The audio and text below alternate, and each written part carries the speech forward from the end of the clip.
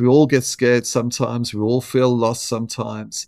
And boxers talk about it in such vivid ways that I think would sort of resonate with people in their own lives. We might not be fighters, but I think some of the stories would move us and touch us and sometimes teach us kind of lessons about life too.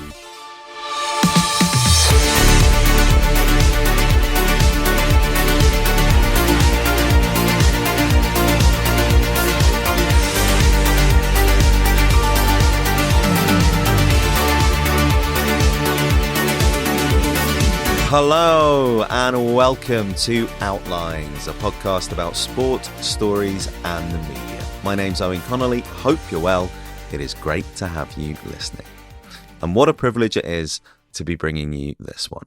Donald McRae is one of the most respected and admired sports writers of the last couple of decades. He's a multi-award winning journalist and author, probably best known for his work in boxing and biography and as the feature sports interviewer for The Guardian.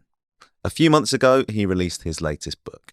The Last Bell, Life, Death and Boxing is a searching, poignant examination of the modern fight game, a reflection on its many challenges, its occasional cruelty, and its enduring values.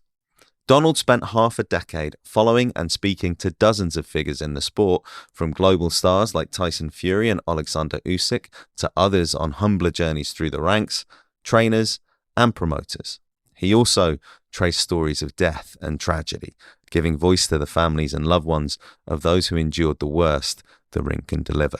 And he connects all those experiences to more personal ones, from the loss of his own parents, sister and mother-in-law in the years where the book unfolds, to his ever more complicated feelings about a sport and an industry that have consumed so much of his passion and his professional energies. It's a kind of spiritual sequel to Dark Trade, the book that did so much to establish his reputation in the 1990s, and it is, he says, his final book about boxing.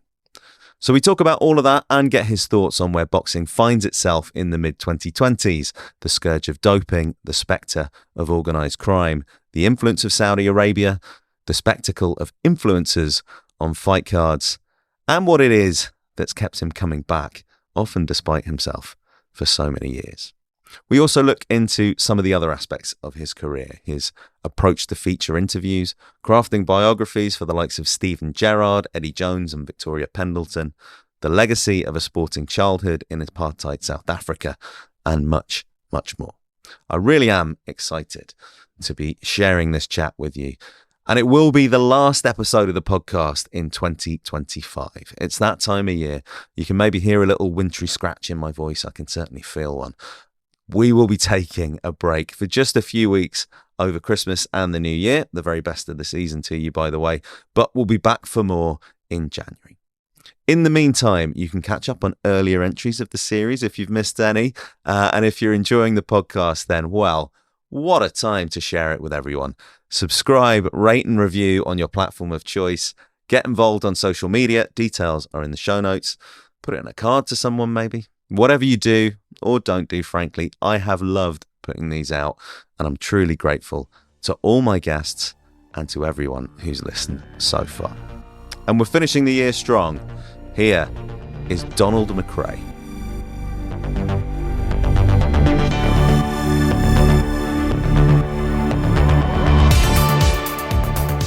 There's a version of this podcast that I did a couple of years ago, and one of the guests was a guy called James McNicholas, who you might be familiar with as an Arsenal fan. Yes. And he had written a memoir about comparing an episode of his life with this investigation of his granddad, who was a world boxing champion. And he also, like you, that Tyson Fury, Deontay Wilder, the first fight in that trilogy, was kind of the launch for that sort of introspective journey.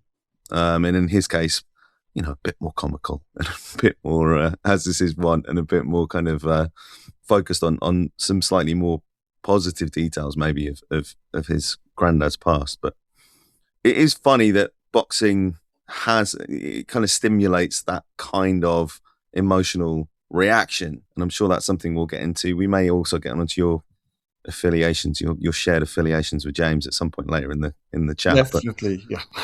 But what was it about, with that being sort of the starting point for the book? I mean, was the book you ended up with the one that you expected to be writing? No, not at all. When I first started writing many, many, many years ago, I thought I wanted to become a novelist.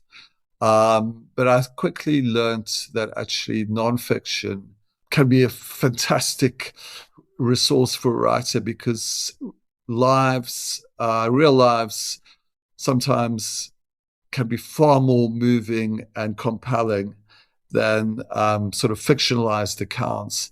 And boxing, I think, is a sport that has an elemental force to it. It's often about life and death, and it's also hugely unpredictable. So I never quite knew what sort of book would unfold. And that was part of the, I guess, excitement. Maybe it's too positive a word, because it can be quite a bleak book in parts. But I think I was intrigued just to see how this book would change over the years. Mm. When did you start putting it together? It follows a kind of six-ish year period of your life and the kind of boxing scene. Sure. Just as a little context, I wrote a book called Dark Trade, which was in 1996. So it's coming up for, almost 30 years. And after that book was published, I decided I didn't actually want to do anything set in the here and now with boxing. I would look more into the past. But as the decades went by, I just began to miss that interaction I had with fighters in Dark Trade. And although I'd begun to do some boxing journalism, I just thought I actually want to do not a sequel, because they're totally different books, but I just wanted to see if I could capture how boxing was in the sort of moving into the 2020s. And so I was early 2018, I was kicking around this idea that maybe I would go back to boxing and follow 5 or 6 fighters. At the same time, my sister had not been well for many years. And she was in hospital. And as it turned out, it was the last time I was with Heather, my sister. And in the course of quite a beautiful afternoon in hospital with her, I spoke about possibly starting to do another book about setting boxing today. And although she was no boxing fan, she knew I loved it, and she knew how powerful the stories were. And so Heather said, yes, I think you should do it. But a couple of weeks went by, and unfortunately, my sister lost her life in September 2018.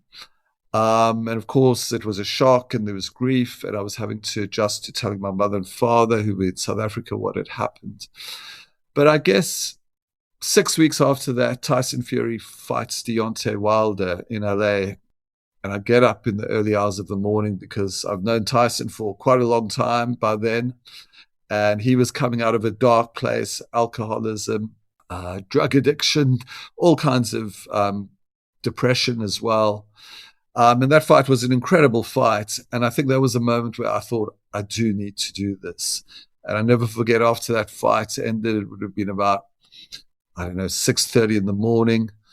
I think it was the 1st of December, 2018. I walked out into the garden, and I had a little private conversation with my sister, and said, I'm going to do this book. And so, yeah, long answer, but it had been kicking around in my head for some time. But that was the moment, the Tyson Fury, Deontay Wilder fight, where I thought, no, I've got to get back into this.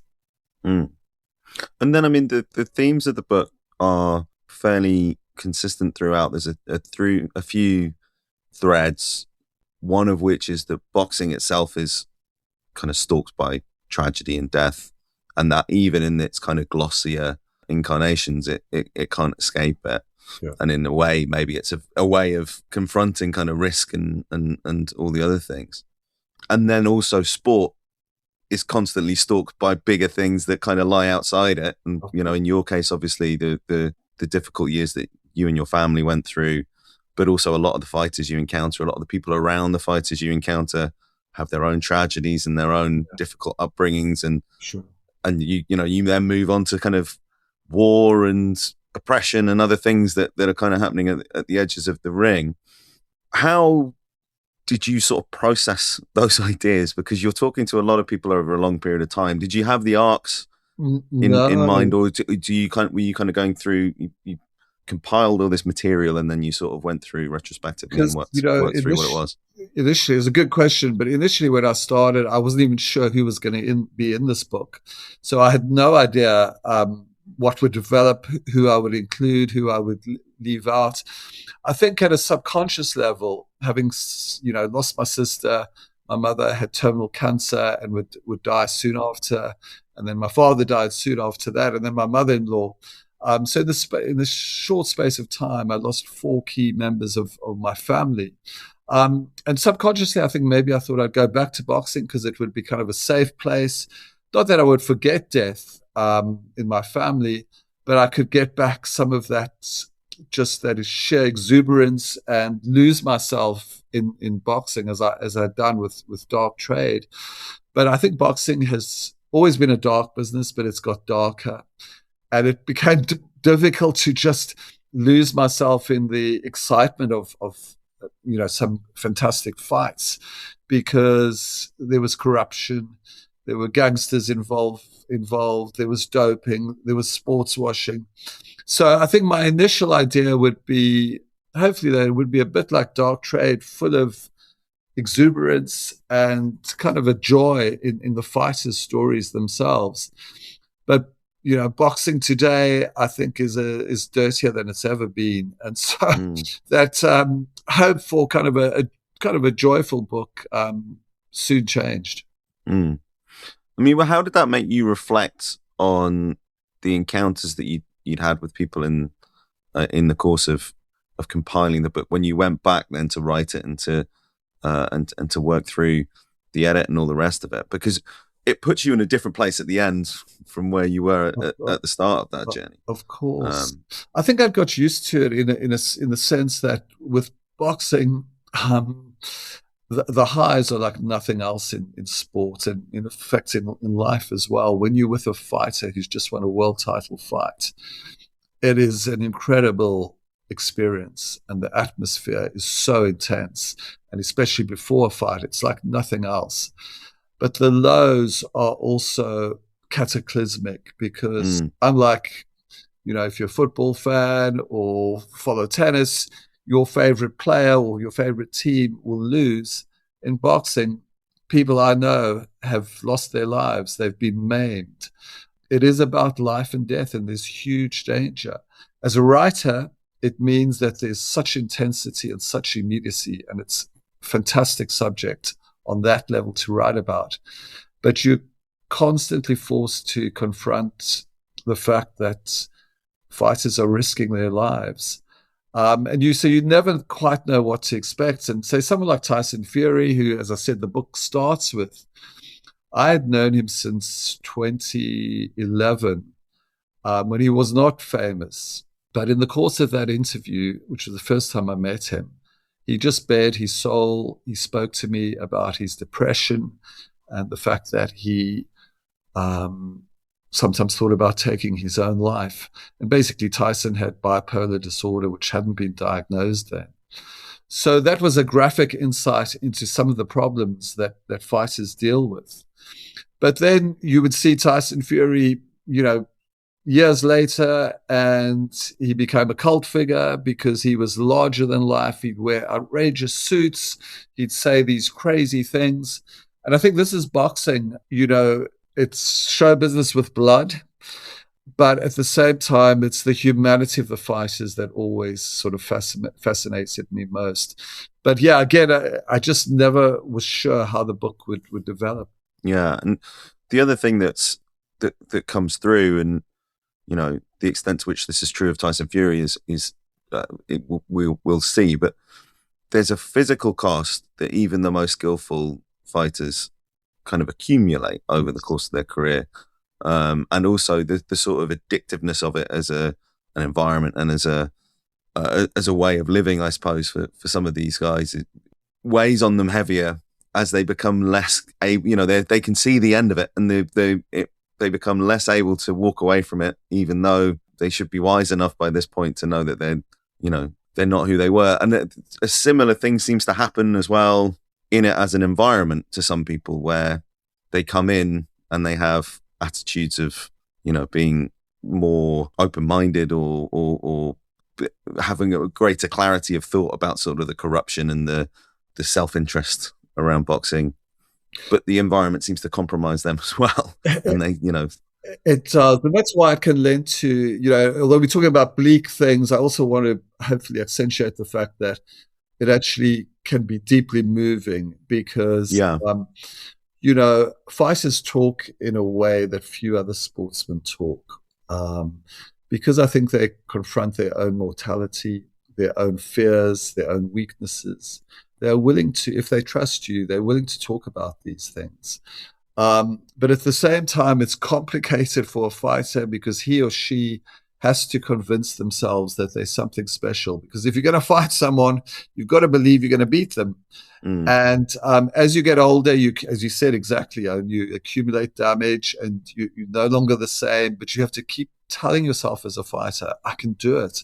And sometimes, yes, you can. You can pull out one more amazing performance and become a world champion again. But more than likely, it'll end in a defeat. And that's what I think, I hopefully have captured, is that the humanity of boxers is something that is deeply moving and involving. And I think it gives you insights into life that few other sports can offer you. Yeah, and there's the tension as well between people who are doing something deeply irrational, particularly as they get more successful, but it's often for rational ends, and it was often the best opportunity they had, whether just because of their gifts or because of the position they were in life. Yeah, that and that comes into conflict more and more, I suppose, as they reach heights, or they're getting close to ambitions that they'll never fulfill. Because there's a boxer in the book who's Isaac Chamberlain, who's perhaps the least known of the say 6 fighters I follow closely. But Isaac had quite a difficult life. He grew up in Brixton and he became a drug dealer. Well, not even a drug dealer. He was working for a gang who were peddling drugs when he was about 11 and 12 years old.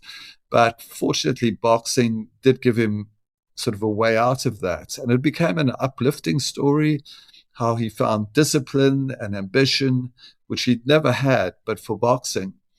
And, I was with Isaac when he fought a guy called Chris Billam-Smith for sort of the European and Commonwealth Cruiserweight title. And it was quite an epic battle. Isaac lost, but sure, he showed such fortitude that night.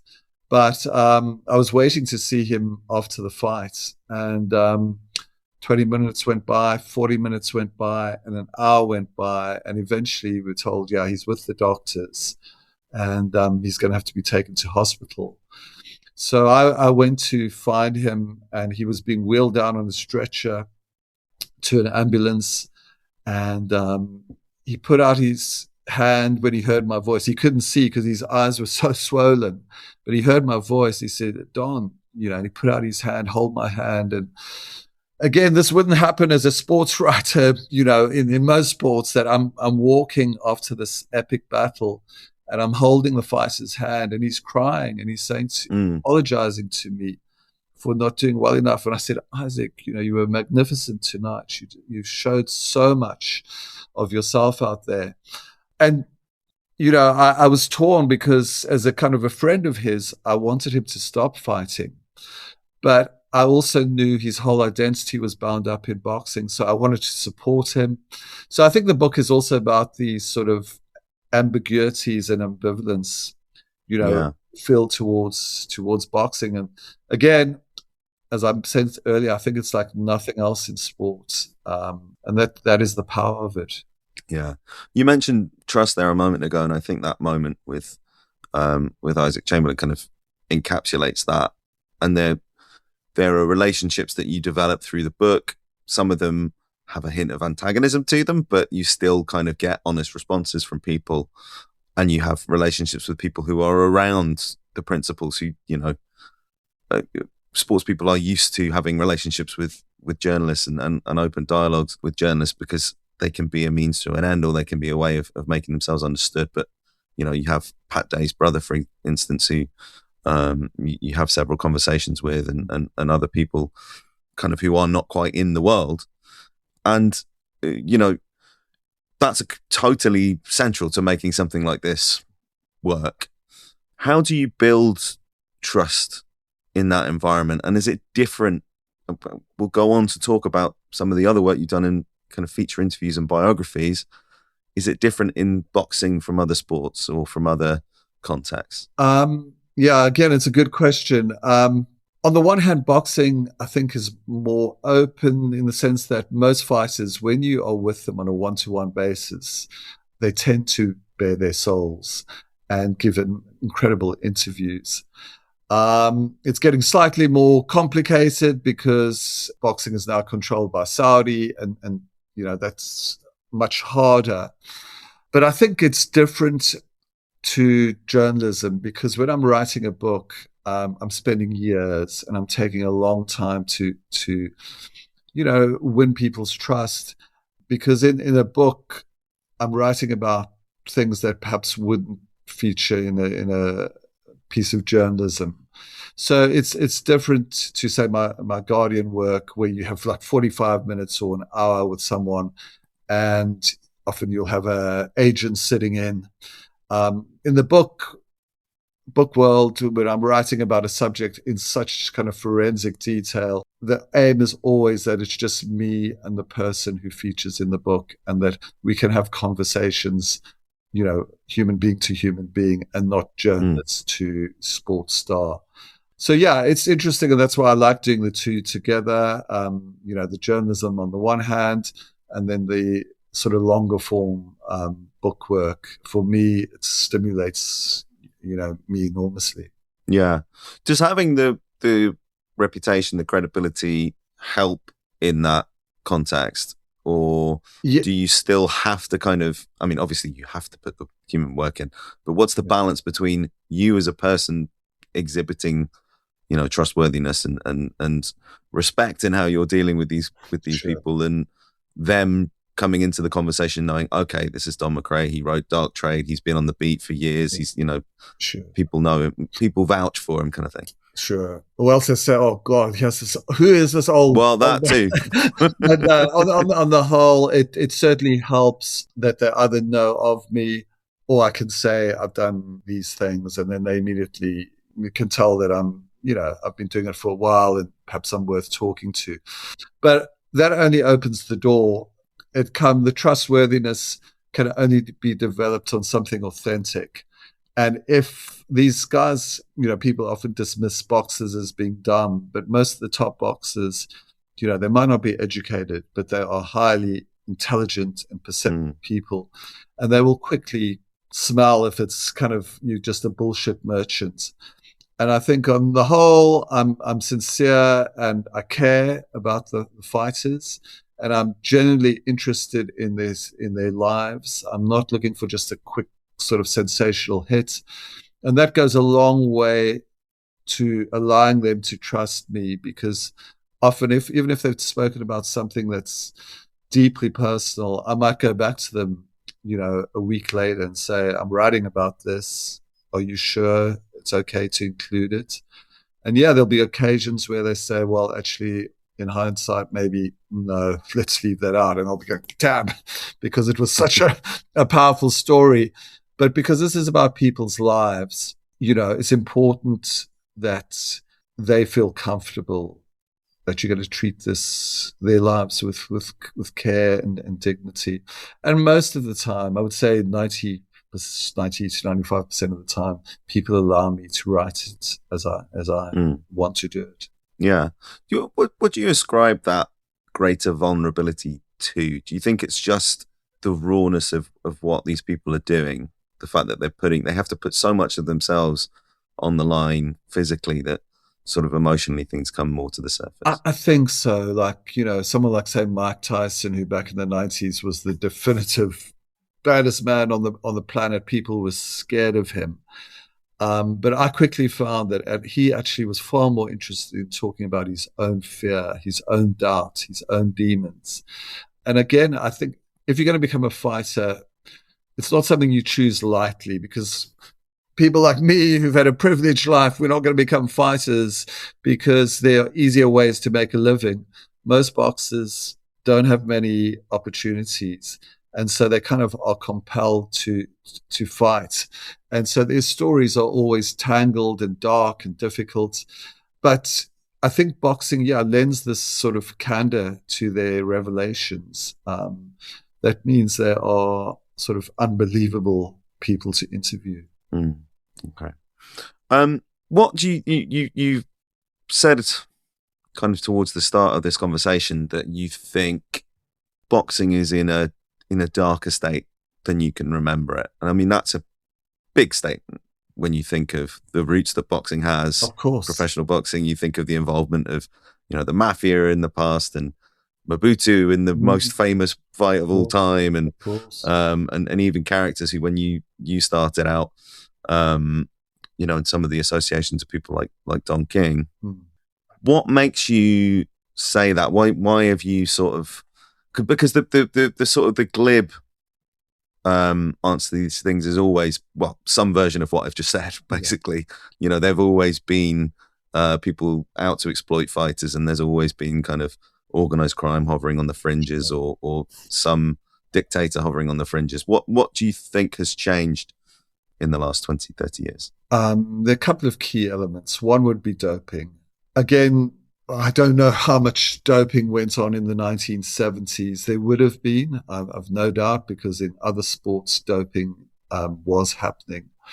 But I think doping in boxing has become systematic, and world champion fighters would say to me, in their estimates, 70 to 80% of professional fighters have doped in some form in their careers, which is kind of a shocking thing and makes you wonder, well, who's not doping then? And the fighters would say to me, these are fighters who are talking out against doping, would say, I haven't been tested. I'm in a world title fight, and I have not had one test. Whereas in other sports, the testers are something like cycling, which is analogous to boxing in a way that it's always had a dark, murky past, especially with doping.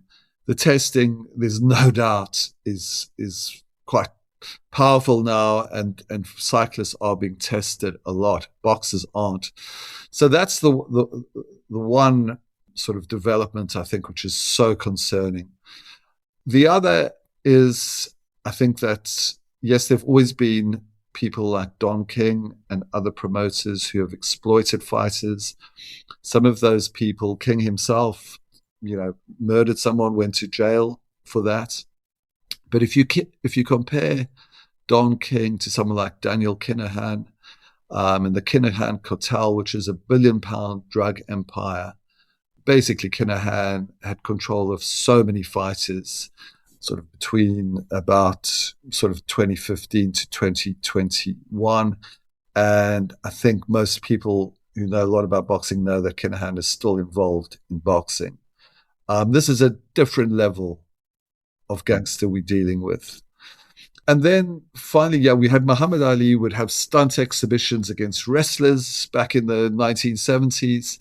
But, coming up, we have Jake Paul against Anthony Joshua. Will be, I think, the biggest fight of the year. There'll be more attention on that fight. And like last year, I went to Jake Paul against Mike Tyson, who was 58 years old.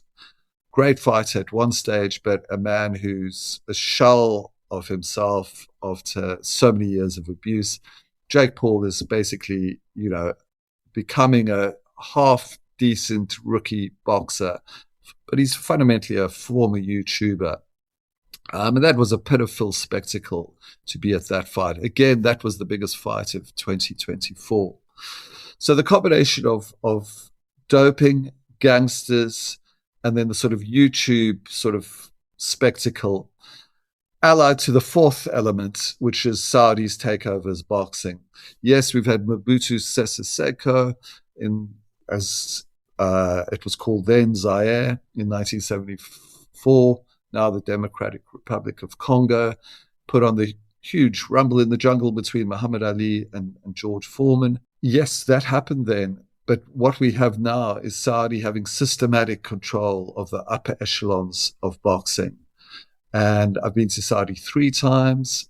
I've written about dissidents who are facing execution or are in jail.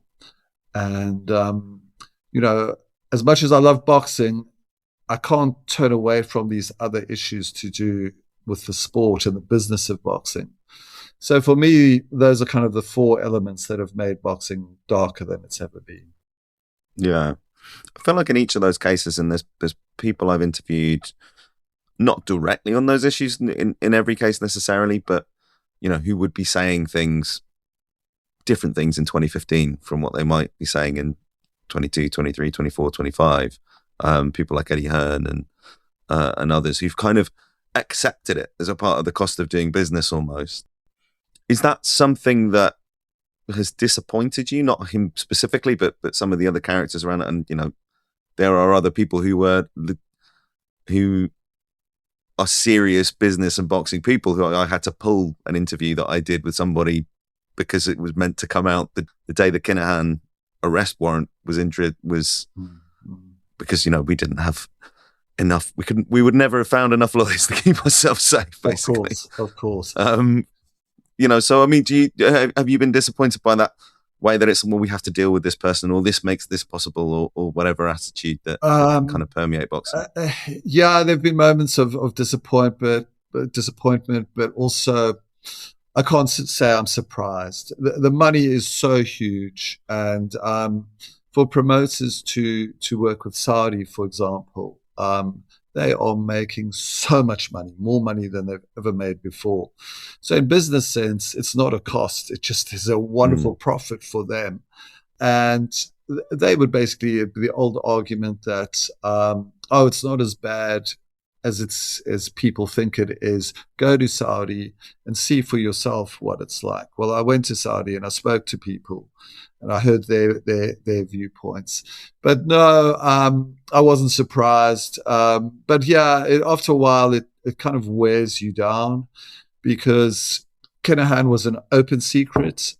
No, people wouldn't talk about it because either they were scared they were going to get killed, or they just didn't want to talk about the bad side and just say, oh no, he's a good force for boxing. And similarly with Saudi, a lot of journalists, and I understand their position, who do boxing journalists for a full-time living, they were scared that accreditation would be taken away. I'm in a different position because I don't depend on boxing for my living. I can say what I think. And there have been a number of, highly esteemed boxing writers who work for a website called Boxing Scene who are banned by the Saudis because they ran an interview with me where I spoke about some of these issues. And yes, the promoters don't want to talk about that. They just move on to the positive story. But I think as much as I love boxing, I think I need to talk about these aspects of the business. But yeah, I'm in a good position that I can sort of say it as I see it, and I'll be doing other work about other subjects, and it's not as if, and that's why I wouldn't judge anyone who keeps quiet, because if they are dependent on getting accreditation, then I understand why they choose to look the other way. Yeah, and I mean that case in particular is not restricted to boxing, and kind of people make their accommodations with it. It makes things possible that wouldn't be possible otherwise, and all the rest I of it. certainly wouldn't say I'm kind of holier than thou. Say for the Guardian interviews, the biggest names I get almost always come with a caveat that they've got a book to plug or a foundation to talk about, or they're selling a particular product. And then you have to have a little tagline at the end to say such and such endorses this product. So yeah, it's a dirty business, and you have to make compromises. And I accept that. That's why I hope I'm not judgmental of how people, who write about boxing might not write about the things I cover. I do understand. Yeah. Yeah. Did that sharpen your impulse as well? Obviously, your perceptions of boxing and how they changed are what they are. And I think when going through the book, you haven't shied away from that, and it would be quite hard to, given kind of what you're working through at the time. Yeah. But did it also sharpen your impulse to look at some of the positivity and the value that boxing still carries? Oh, absolutely. And I still, that's why I'm going to still write about boxing, for The Guardian, because on the one hand, you do need to be tough journalistically and talk about corruption and doping and so forth. But I still want to highlight the positive things that boxing does. And, I mentioned Isaac Chamberlain. That was a story which was full of hope, and generally boxing changed Isaac's life. And most fighters, boxing has been a hugely positive force in their life. And also for me, women's boxing has been something that has emerged in the last, you could say perhaps 8, 9, 10 years, with a new dynamism. And some of the best fights I cover in this book, The Last Bell, feature women's boxing. I went to Madison Square Garden, saw Katie Taylor against Amanda Serrano. Incredible fight, unbelievable atmosphere. And, the fact that women fighters are now, earning good money is a heartening thing. And who would have thought boxing, which was such a macho sport, still is, has given opportunities to women. But again, then I come back, and I don't want to be a killjoy, but as I was just enthusing about Katie Taylor interviewing Eddie Hearn and saying what an amazing job Eddie Hearn has done for women's boxing, which he has, along comes the Saudi situation. And of course, the Saudis are not interested in women's boxing. They do nothing for women's boxing. So my sort of fleeting euphoria after Taylor Serrano was kind of curbed because suddenly the Saudis take over. So honestly, Owen, I must sound like a bit of a grumpy old man here. I'm not. I'm a positive person. I tend to see the good in people. And I see the good in sport, and I believe in the power of sport, even boxing, to change lives for the better. But when these negative forces start to take control of something like boxing, I feel duty bound to talk out. Yeah, no, and I think it's a valuable conversation to have, even where there is progress being made. That sometimes it happens in a kind of context of compromise, and that's sort of almost the impulse that lots of people feel around boxing generally, because the stakes are so high for people individually, and it does come with such a cost, even if you don't factor in all the sort of political and other social elements to it. Sure.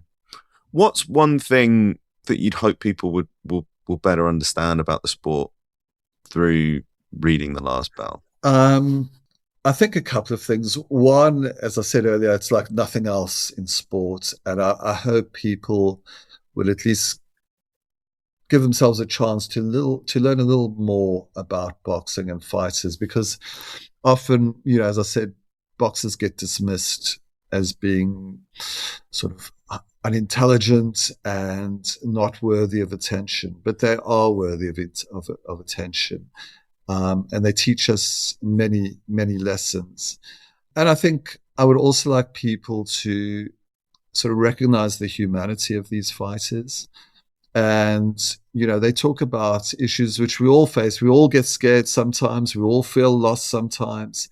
And boxers talk about it in such vivid ways that I think would sort of resonate with people in their own lives. We might not be fighters, but I think some of the stories would move us and touch us, and sometimes teach us kind of lessons about life too. So I hope people would see that when they sort of, if they do read the book. Yeah. Why do you think it's a sport that's always had this sort of literary fascination or kind of attraction around it, whether that's a more elevated form of sports writing, or whether that's films that are made about it, or where do you think that comes from? I think, well, the subtitle to this book, The Last Bell, is Life, Death, and Boxing. And I think boxing deals with matters of life and death in such a stark way. And writers who care about stories are pulled towards it because the backstories of fighters are so kind of complicated and colorful and difficult and dramatic. And as we spoke earlier about fighters' sort of surprising eloquence and honesty, that means writers are just, whether it's going back to the 1920s, 30s, up to the 70s, where we had Norman Mailer and others being seduced by fighters' stories, is because the stories are just so unusual. And also to be at a fight, I've been to many major sporting events all over the world, but a big fight is like nothing else because that excitement has an elemental edge to it. Because again, as mentioned before, the damage, it's not like a high jumper who's going to miss the final jump in the Olympic final. This is a fight that it might end with one fighter in hospital or even losing their lives. Which makes you always constantly question yourself, why am I here when there is such danger? But I think that's why writers have been pulled towards it, because it forces you to look at life, death, and the meaning of it all in such a stark way. And at the same time, it's got a show business element to it, a colorful element to it, and it can be funny, and it can be compelling in so many different ways. So I think that's why it will always appeal to writers. Yeah. Is there a part of you, that sort of more show busy part, that has a curiosity? I mean, I don't want to date this episode too much, but a curiosity about the Netflix show that we have coming up for the weekend? While I'll base it on one hand and say it should not be happening, and of course it shouldn't be happening, even though it's going to make the fighters tens of millions of dollars, and it is a circus stunt, I will get up to or stay up till whatever time it is to see what happens. Partly, I think I need to duty wise for the Guardian in case something happens. Hopefully, nothing tragic happens, but I need to watch it from a professional perspective. But I'd be lying if I said I'm not sort of intrigued just to see what will happen. So, yes, as much as I kind of attempt to shine a harsh light on the iniquities and the craziness of boxing, I still find myself going back to it and just to see what will happen. But I've kind of made a pact with myself that no more books on boxing. Plenty more books on other subjects, but not on boxing. Okay, well, let's get on to the other subjects for a moment anyway. You have hinted at your, I suppose, day job, week to week job. You're certainly a regular feature interviewer for the Guardian, and that's as you alluded to, a very different discipline where you might have to talk more to an outcome, I suppose, in a way that you're not when you have the kind of expanse of time that you've got.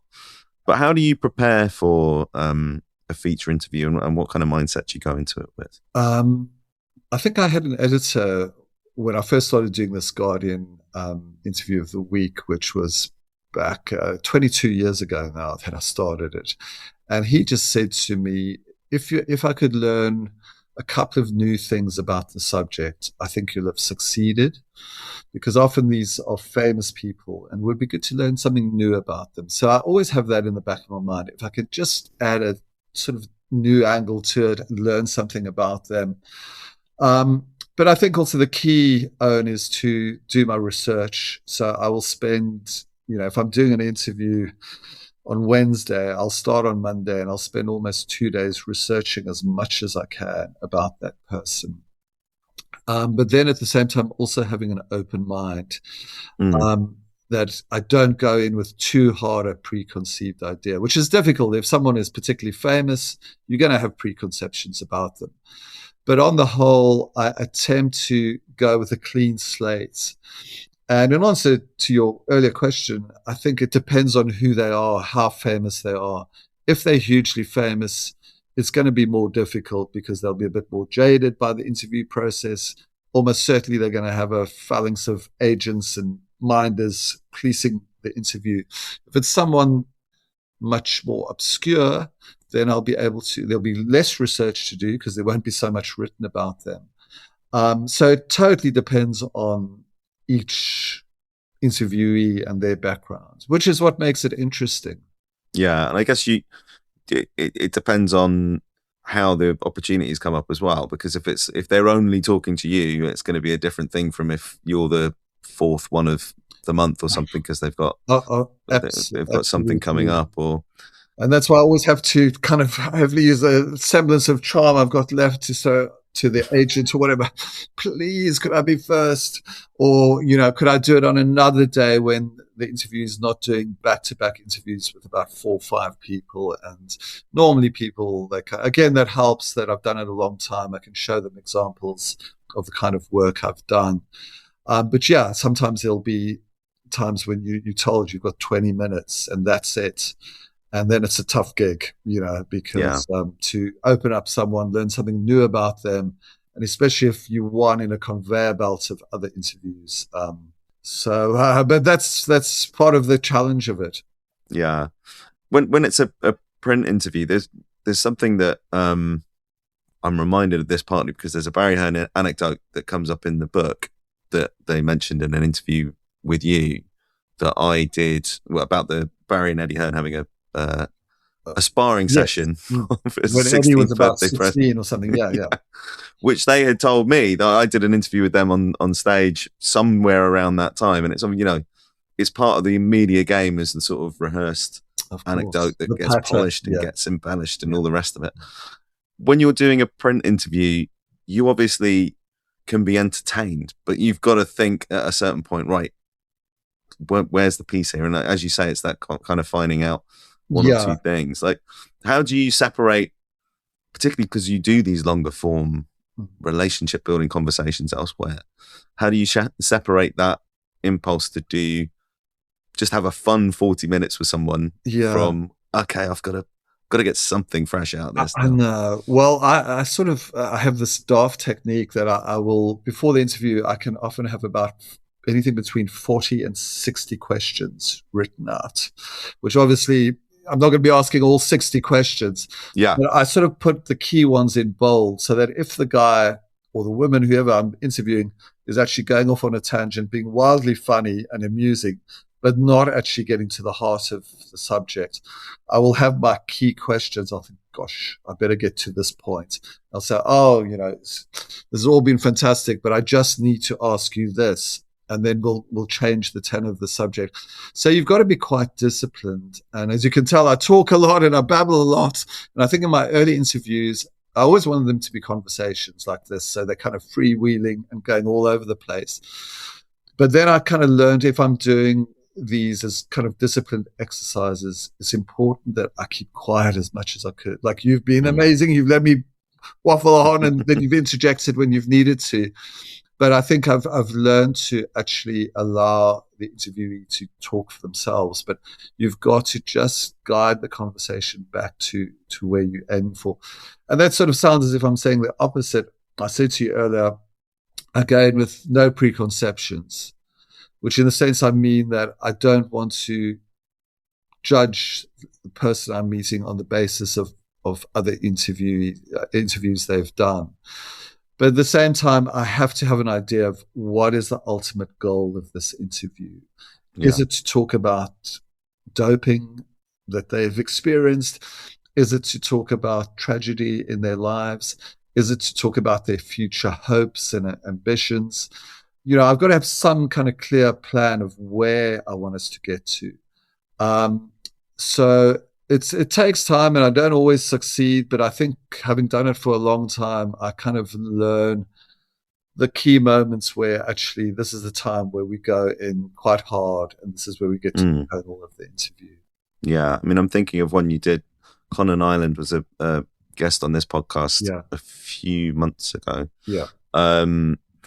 And your interview with him was a useful resource for that in the same way. But you did something I noticed in that one, which was because the broad sweep of the story, and it was what I focused on as well, is sort of the journeyman with respect, the sort of the pro telling their own story, and you, I suppose, because in part it was a relatively fresh memory for you, talked to him about his father and focused on that sort of personal aspect of the story. But it was a small detail in the book because it's kind of towards the end, and his father's been a character all the way through, but it draws out a personal element to that shorter conversation that I think that's the many other press round interviews maybe couldn't. Thank you. And I think that's why, as I said, research is fundamental, that I'll do days of work on it. And it might just be a tiny note about, as you said, like Connor's father, for example. And that was different because it was connected with the book, and his dad features a little bit in the book. But I just had an instinct that maybe just going slightly off topic, in the sense that I was also fascinated by him as a journeyman tennis professional and how hard that battle was. But I just thought, by going that way, it might just add something slightly different. But sometimes I'll do that and it'll take us down a complete dead end. I think, oh my God, I've wasted 20 minutes of my 40 minutes on something that actually wasn't particularly useful. But I'm always looking to find a way to make the person, I think in a fresh way about their lives. Yeah. How does that compare with doing a biography? Because that's another discipline, again, particularly when it's when you're a ghostwriter or you're sort of a sub-byline biographer, that you're, again, earning that trust, but it's not your story in the way that Dark Trade or of course, even a kind of historical biography that you might have done is, you are ultimately doing something kind of to spec. You're doing a job where you're excavating the story, but it's no, it's a fascinating sort of concept. I see myself like then more as a technician, that again I need to be disciplined. I'm there to kind of serve that person whose book I'm writing for them. But it's a difficult exercise, and I'll give you two contrasting. So I haven't done many ghosted books because I get offered a lot, but I tend to say no because I'm doing my own work. But sometimes they're worth doing and they're interesting. One would be, say, Steven Gerrard. And I'm a big Arsenal fan. Stevie G, this was 2015, kind of was an interesting subject. And I got asked to do his book. Went up and met him. We got on well. And we decided, we're going to do this. And I said, but Stephen, I need like a year minimum to do justice to this. So he said, Don, this is your domain. You tell the publishers this. He said, I don't mind when the book comes out. I told the publishers. And understandably, from a commercial perspective, Gerrard was coming to the end. He was about to retire from English football and leave Liverpool at the end of that season. Basically, they said to me, you've got 15 weeks to do this book. Now, 15 weeks, that's when I'm just kind of slowly getting into the subject. So, but he was amazing because it was difficult because he was coming to the end. There was all the emotion. This would be like his second last game at Anfield for Liverpool, then his final game for Liverpool at Anfield, and then his final ever game away from home. So he was dealing with a lot of emotions, but he made time for me. Of course, it could have been a much better book. 15 weeks is not a long time. But under the circumstances, I think we did okay, and he was pleased with it. And we've been in touch since then, and we've spoken about it, and he thinks I did a good job for him. So that was an example. There would be other examples where I've had much longer to work with someone, and sometimes enormously difficult subjects. But again, they've trusted me, and I will put as much effort and my heart and soul into the writing of those books as I would my own, because I think, especially if it's someone's life, you owe it to them. But I keep those to a bare minimum because I've got enough projects under my own name that are meaningful to me, not to do too many of those books. Yeah, let's talk about some of those choices. You didn't start in sport. although, you know, you have lifelong interest in boxing and football and rugby and other things, as you say. But why do you think you've spent so much time writing about sport? Well, as I said at the outset, I think, I wanted to be a novelist. That was when I was like a teenager in my early 20s. I was going to just write novels. But I started working on that, but it wasn't going anywhere. It was difficult. Had done work as a music journalist, but I wasn't good at. I found it hard to write about music, and then I kind of fell into sport because of boxing. And my second book was about boxing, Dark Trade, and that was lucky enough to win the William Hill Sports Book of the Year, and then the Guardian came to me soon after that and offered me some work for them. So I kind of fell into sports writing, and for a long time, I then won William Hill for a second time in 1998 with a book about Joe Lewis and Jesse Owens. And I swore off sports books then. I said, I'm not going to write another sports book for many years. And I didn't. I wrote books about criminal lawyers, heart surgeons, apartheid. And I'm glad I did those things. And in my future, however many books are left in me, I'm going to write about other subjects outside of sport. But I think I eventually came to the conclusion that, well, I love sports. And sport is a kind of a business, for want of a better euphemism, which allows you to write about life in different ways. And it's actually worked out well for me, because although my books are categorized as sport, they're almost always about the lives of sportsmen and women. And it's given me a fantastic opportunity to meet some incredible people. And so, I will write about sport in book form again. But as I said, I'll steer clear of those boxing boys for a while. Are there is there any kind of point of separation that you put between the things that you're personally interested in, other than boxing, where there is a kind of, I guess, emotional connection that you have with it on some level? You haven't written anything about Arsenal, to the best of my knowledge. It's not something that really comes up in your work at all. No.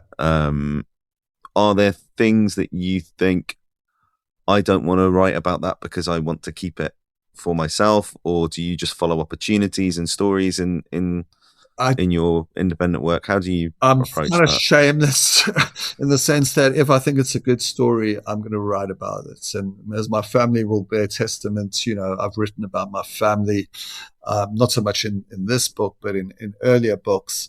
And they gave me their blessing. And for me, nothing's off limits if it's something I care about and I'm interested in. Arsenal's, I've got a good story to tell one day about Arsenal and my own sort of absorption in that football club. So no, I'm open to writing about anything. And I actually think the more invested you are, the better the book. It can get self-indulgent, of course, but I think if you care deeply about a subject, you're more likely to put in the hard work you've got to write a book. So no, I'm never have said, that's something that I want to keep pure and just for myself. I think I always want to write about things that move me and interest me. Yeah, but how do you keep that professional distance? Not so much that you don't have your own investment in something, but just to be like, actually, this is a good story. This isn't just something that I'm interested in. This is something that I think I can connect other people to. And that's, I think I just get that sort of, again, instinctive light bulb moment where I'm doing an interview, and I might not even be thinking about doing a book at this stage, but I'm interviewing someone and actually I think the story, wow.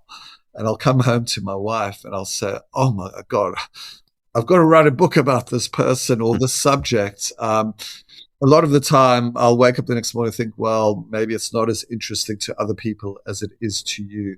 But I'm always looking for those moments. And there's still that surge of excitement when I suddenly come upon a new subject that I actually think, wow, this is deeply interesting to me.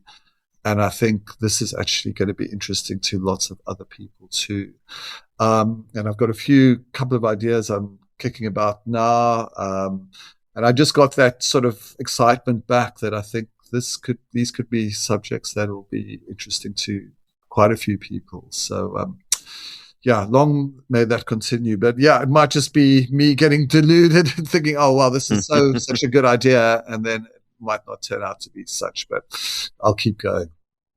Yeah, well, we'll look forward to those later stories from you in due course. I know you're being deliberately coy about some of them, but but we'll leave that part of the conversation there.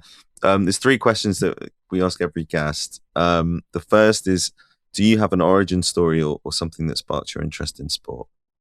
Mine is sort of deeply embedded in South Africa. I grew up under apartheid. We didn't have television. It was a deeply oppressive society, but sport was just at the heart of white South African life. And I fell in love with sport because we were outside, we were playing sport all the time, but we were banned from international sport because of apartheid. So sport, in a way, is at the sort of source of my politicization and my opening up my mind away from childish things and asking important questions like, what is apartheid? Why are we banned? And, I eventually became an English teacher, quite a mediocre English teacher in my early 20s in Soweto, the Black Township. But again, sport just was such a vivid part of township life and was a bridge between me as the lone white South African for most of the time in that part of Soweto. So sport is, for me, basically fueled by my South African past, and that's where it all started. Yeah. What was that like, that isolationist period in South Africa? I mean, I know you came from quite a liberal South African family. Your father was kind of integrationist to almost a kind of great professional risk. But when you're that surrounded by it, but this is a version of a thing that other people are doing around the world, and there's a degree of confection when you're playing in like that, even from each other. You're separating yourselves in that way. Yeah, it was sort of kind of painful that we, thought, oh, our cricket teams, our rugby teams were incredible, but they couldn't play anyone else in the world. And there was a sense of injustice when I was a little boy of 10, 11. Oh, why won't they let us play? By the time I was 15, 16, 17, I was thinking, thank God the sports boycott is there, because it's telling the world that something bad is happening in South Africa. So there was always, again, that ambivalence to it all. But at the same time, I think, say, with, for example, Arsenal and football, I fell in love with Arsenal. Obviously, in South Africa, we didn't have television, so I never saw Arsenal. I couldn't go see them because I was in a different continent. But I would get Shoot magazine, which was this old football magazine that came out each weekly. I would get it sort of 6 weeks late because it was shipped. But I developed this love for English football, and I listened to the World Service and those evocative late Saturday afternoon BBC World Service commentaries with commentators like Peter Jones were amazing. So my understanding of sport was sometimes not visual. It was all audio and in my imagination. So it's quite an unusual way how I came into football, for example. So I think, in a way, the difficulties we faced as South Africans in the sense of isolation actually, for me personally, were of enormous benefit and made me think about sports in different ways than I think if I'd been based in the UK or the US or other countries. Okay. What's your favorite piece of sports storytelling? There are many. I think there's a book called, I know there's a book called King of the World by David Remnick, who's the editor of The New Yorker. And that's ostensibly, again, about boxing, but actually it's much more about sort of the politics of the United States in the 1960s. And it looks at Muhammad Ali, Floyd Patterson, and Sonny Liston. And just in a short space of time, it looks at about 3-4 years in the lives of these 3 men. And it was a time when Muhammad Ali had taken his name. He'd given up his name of Cassius Clay to become Muhammad Ali. And I think that is a fantastic book that captures the power of sport, but it's got a much wider context. So I always recommend that book to anyone who's sort of interested in sport, boxing, politics, life. I think all those elements are in that book. Okay. And we've touched on it a bit, but what's a sports story you'd like to tell or see someone else tell? Maybe you could focus on someone else, given that you're kind of incubating ideas yourself. Yeah. There's a couple of stories that I would like to sort of see being told, but I kind of like to tell them myself, and I'm in early stages. So if you don't mind, I'm again being coy. I just want to see how those develop. The other one, I'd have to come back to you. I can't think. There'll be so many fantastic writers who I could, with a bit more thought, think, oh, well, I'd like to see what they would do with certain subjects. But at the moment, I'm in that weird sort of limbo between books. And so I've got these sort of ideas boiling away in my head, and they might turn out to be duds. So I'll just keep them quiet for the moment. But, so apologies for not being able to answer that question. That's fine. You've been very generous with all the others. Don, it's been an absolute pleasure. It's been a fascinating hour. Thank you, Owen. Thanks very much for your time. Thank you for your time, and it's been wonderful talking to you.